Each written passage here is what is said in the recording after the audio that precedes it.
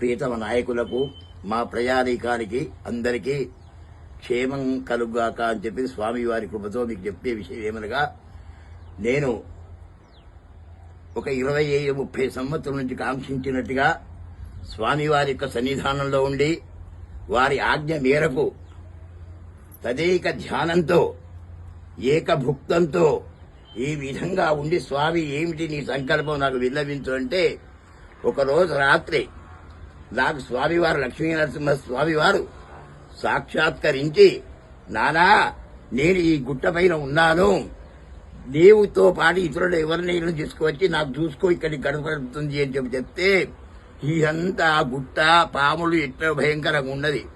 ఎన్నో గుట్టలు తిరిగాను, ఒక 10 గుట్టలు కూడా సందర్శించాను. అయ్యేసరికి ఇక్కడ నాకు ఒక తాబేలు సాక్షాత్కరించడం జరిగింది. దాంతో పాటుగా నాగసర్పాలు సాక్షాత్కరించడం జరిగింది.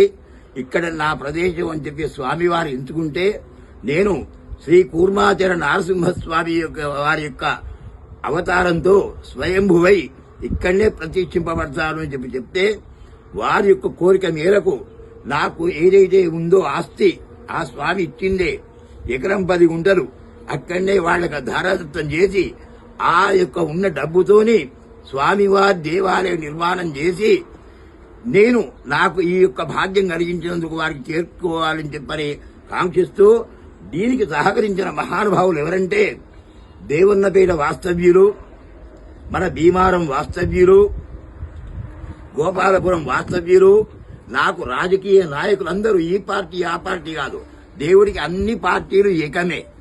కానీ ఎందుకు స్వామివారి ఇక్కడ ప్రతిష్ఠ అయిందంటే, ఆయన ఎంచుకున్న స్థలం ఇది ఏంటి అంటే, ఎదురుగా ఒక పుష్కరిణి చెరువు ఉండటం, ఈశాన్య భాగంలో మేడి చెట్టు, రావి చెట్టు, వేప చెట్టు ఉండటము, దానికి ఎదురుగా స్వామివారి యొక్క పుట్ట ఉండటము, వెనుక భాగం లోపల వారాహి ఇక్కడ ఉద్భవించడము, పంచముఖ ఆంజనేయ స్వామి వారు, లక్ష్మీ నరసింహస్వామి వారు, అష్టలక్ష్ములు వేయించేసి ఉన్నటువంటి స్థలము. ఏది లేకున్నా గాని ప్రతిరోజు ఒక 3 సార్లు నాగసర్ప ఇక్కడికి వచ్చి ఈ మందిరాన్ని దర్శించుకొని పోతుంది. ఇది అందరికి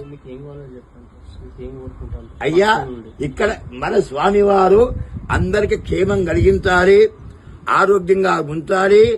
మందిర నిర్మాణానికి మీరు మీకు తోచిన సహాయం చెయ్యాలని. ఎందుకంటే మనం మీకు నేను చెప్పేవాడినో చెప్పకూడదు నాకు తెలియదు, కోరేవాడిని కాదు. కానీ మన జన్మ తరించారంటే మనుషులకు కాకుండా స్వామివారి మందిర నిర్మాణానికి మీరంతా తోడ్పడాలని చెప్పని నేను మీ అందరు కూడా విన్నవిస్తున్నాను. ఇది కేవలం ప్రతిష్ఠ చేయించింది కాదు, నరసింహస్వామి వారు సాక్షాత్కరించిన స్వయంభువై ఉన్నటువంటి స్థలము కాబట్టి మీరందరూ కూడా ఈ యొక్క కార్యక్రమంలో పాల్గొనాలి. మీ అందరికి రాజకీయ నాయకులకు కానివ్వండి, మా భీమార వాస్తవ్యులు కానివ్వండి, మా కార్పొరేటర్లు కానివ్వండి, అన్ని పార్టీల నాయకులు కానివ్వండి, అందరూ కూడా కొద్దిగా మీరందరికీ దృష్టి వేయాలి, చూడాలి, మందిర నిర్మాణంలో భాగస్వాములు కావాలని చెప్పి తెలియజేస్తున్నాను. అందరు క్షేమం జరగాలని చెప్పి కోరుకుంటున్నారు. జై లక్ష్మీ నరసింహ పరబ్రహ్మణే నమః. ఓం నమో నరసింహాయ నమః.